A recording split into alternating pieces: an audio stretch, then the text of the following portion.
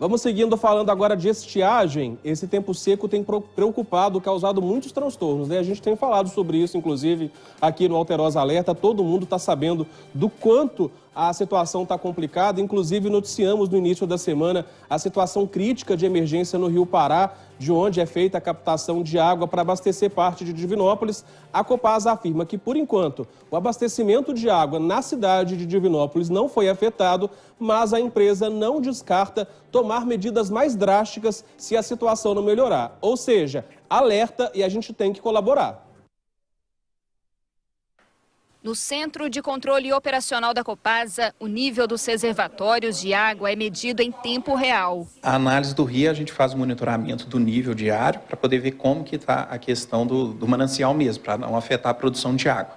E essa análise que a gente faz aqui no nosso centro de operação é uma análise de momento real, em tempo real, que a gente consegue acompanhar o nível do abastecimento, tá? A gente consegue ver a distribuição de água na cidade. Aqui na tela, o acompanhamento dos 8 principais reservatórios de Divinópolis. Mesmo com a falta de chuva, o nível demonstrado está acima de 70%. Nesse momento, o nível do rio está abaixo da média histórica, mas, por enquanto, não está comprometendo o abastecimento de Divinópolis, porque a Copasa ela fez várias ações, como melhorias, ampliação do sistema de abastecimento de água, como o programa Pró-Mananciais, no qual preserva os mananciais, onde foram investidos nessa bacia do Rio Pará mais de 3 milhões. Então, essas ações todas, inclusive redução de perdas, faz com que hoje a gente esteja nesse momento crítico, mas numa situação um pouco ainda confortável. A captação de água no rio Itapecerica é de 42 milhões de litros por dia e no Rio Pará de 10 milhões de litros diariamente, segundo a Copasa.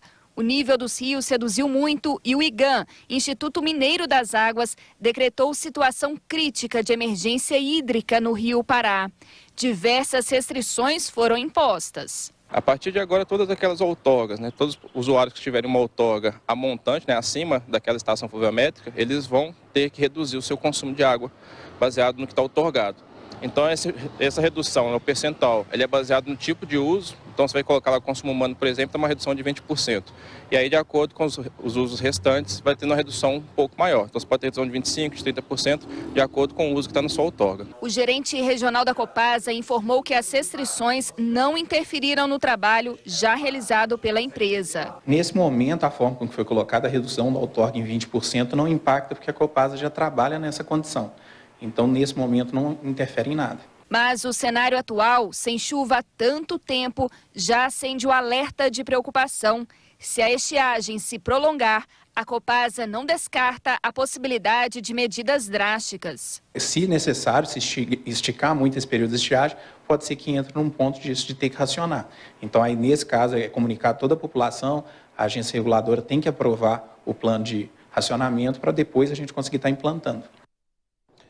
Pois é, o alerta está sendo dado, né? Aliás, os alertas estão sendo dados porque a situação realmente é bem preocupante, apesar de, no momento, pelo menos por enquanto, esses números aí, eles mudam a todo momento, né? Por enquanto, os índices, das medições dos reservatórios de água da Copasa aqui em Divinópolis ainda estão dentro do que é necessário para manter o abastecimento plenamente funcionando na cidade, mas a seca está durando muito tempo, não tem previsão de chuva pelos próximos dias, sequer pelas próximas semanas, ou seja, a tendência é que os rios continuem a secar. E se isso acontecer e as pessoas não tiverem consciência, não segurar o consumo, diminuir o consumo, a tendência é que a gente volte a conviver com aqueles tristes cenários de falta d'água. Eu já fiz dezenas de reportagens de famílias que passaram dias, semanas, sem água na torneira. E só quem já viveu isso sabe o quanto é desesperador. Você abrir a torneira, não ter água para fazer a limpeza da casa, para consumir. Então, é uma situação bem delicada. A gente tem que colaborar porque ainda só depende da gente. Por enquanto, se nós tomarmos